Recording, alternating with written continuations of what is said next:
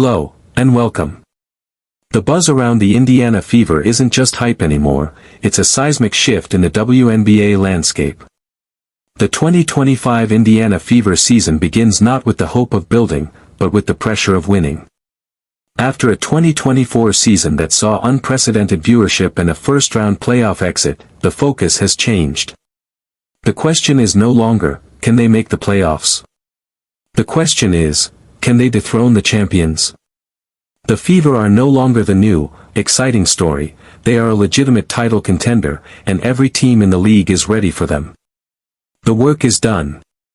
Now, the battle for supremacy begins. The 2024 season was pivotal. The arrival of Caitlin Clark, Rookie of the Year and league-leading assist maker, changed everything. Her on-court synergy with Aaliyah Boston created the league's most dynamic young duo.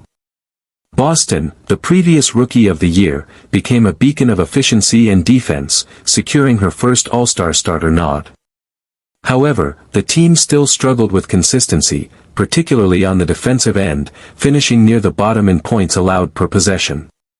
This led to a crucial change, the hiring of championship-caliber coach, Stephanie White. White, a Fever legend, returned to instill a new level of defensive accountability and veteran discipline. Her message was clear, talent is not enough, winning requires discipline and two-way commitment. The roster, and the city, embraced the change, knowing their ultimate goal needed a tougher, more structured approach. The 2025 offseason was a masterclass in strategic roster completion. General Manager Lynn Dunn and Coach White focused on filling gaps with proven, high-IQ veterans who had championship experience. The big swings, the Fever made noise by acquiring elite two-way players like DeWanna Bonner and Natasha Howard. Bonner, a two-time WNBA champion, provided a versatile scoring wing and a crucial locker room voice. Howard, a former Defensive Player of the Year, immediately solidified the frontcourt rotation and brought a winning urgency.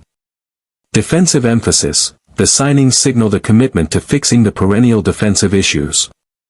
Howard and the re-signed, gritty role players like Sophie Cunningham brought the necessary defensive tenacity and toughness, ensuring the Fever would no longer be a defensive liability. Continuity and growth, the core remained, Clark, Boston, and Kelsey Mitchell. Mitchell, a reliable veteran scorer, was now surrounded by superior talent, allowing her to thrive in a more efficient, complementary role. Clark, meanwhile, focused on a physical transformation, adding strength to better handle the WNBA's relentless physicality and expand her already prodigious shooting range. The 2025 starting five is balanced, deadly, and poised for greatness. PG, Caitlin Clark, sophomore jump Clark is no longer just a phenom, she's an MVP candidate. Her field goal and three-point efficiency have noticeably climbed, hypothetically, up to 37% from three, thanks to a full WNBA offseason. Her passing remains historically great, making her the primary orchestrator of the league's most exciting offense. She handles the ball with greater strength, absorbing contact on drives and converting more frequently at the rim. SG, Kelsey Mitchell, the proven scorer, now in a perfect secondary role. Mitchell's ability to create her own shot is invaluable when the flow breaks down, providing instant offense. SF, DeWanna Bonner, the ultimate veteran utility knife. Bonner's clutch shooting, leadership, and willingness to guard multiple positions elevate the entire unit.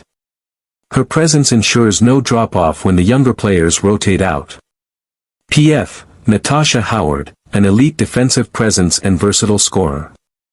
Howard's ability to defend the paint and switch on to perimeter players is the backbone of the improved defense. C. Aaliyah Boston, the MVP case. Boston takes the predicted leap. She is an all-star starter and is pushing for the Defensive Player of the Year and even MVP conversations.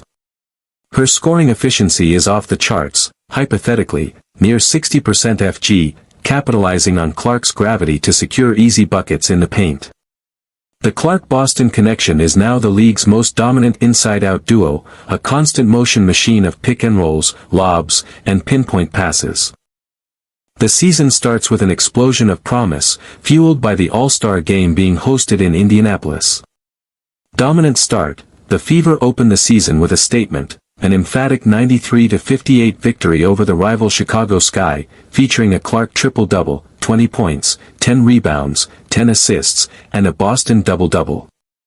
The Commissioner's Cup title. Mid-season, the Fever secure their first piece of silverware in the new era, defeating the Minnesota Lynx to claim the Commissioner's Cup title. This victory validates their early success and proves they can win a high-stakes, one-off championship game. Handling adversity. The season is not without challenges. Clark suffers a quad strain, forcing her to miss a few weeks, and veteran leaders face nagging injuries.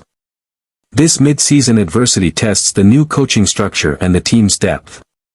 Crucially, in Clark's absence, Aaliyah Boston steps up, delivering MVP-caliber performances with career-high scoring nights, demonstrating the team can win even without their superstar point guard.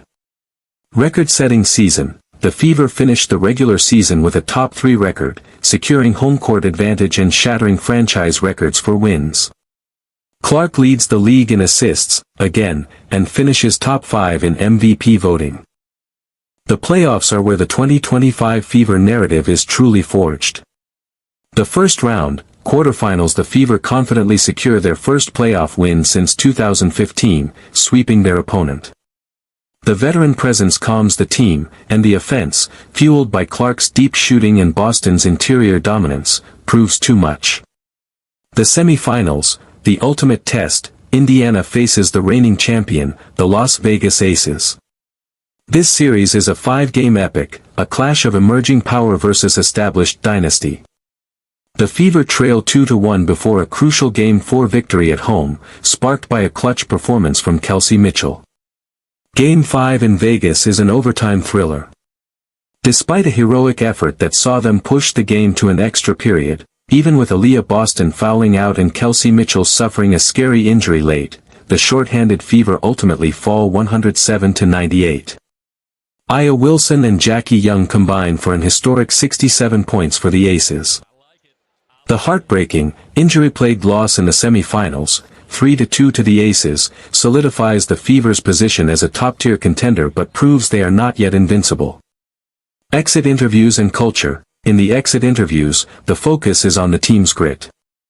Sophie Cunningham, a fan favorite, speaks passionately about the locker room's bond, calling the injury-plagued season a season from hell, but praising the team's resilience. Caitlin Clark, having missed the final stretch due to injury, vows to return stronger, already working on her recovery and strength for the 2026 season. Boston's defense of Clark. Aaliyah Boston is a powerful voice, stepping up to defend her teammate Clark amidst injury concerns, stating simply, "That's our girl. You have to protect your career." The bond between the stars is stronger than ever. The CBA challenge. The season ends with uncertainty. The potential WNBA lockout looms as the collective bargaining agreement negotiations heat up. Key veterans like Cunningham are on expiring contracts, making the front offices work to retain talent and rebuild depth, challenging but crucial for 2026. The blueprint. Despite falling short of the finals, the 2025 season provided a clear blueprint. Elite offense is established, but the defensive identity needs to be maintained, and better injury luck is essential. They won the Commissioner's Cup, made the semifinals, and pushed the defending champs to overtime in Game 5. The 2025 Indiana Fever season was the year they stepped into the crucible and proved their legitimacy. They transformed from a developing team to a legitimate semi-finalist contender, pushing the best in the league to the very edge.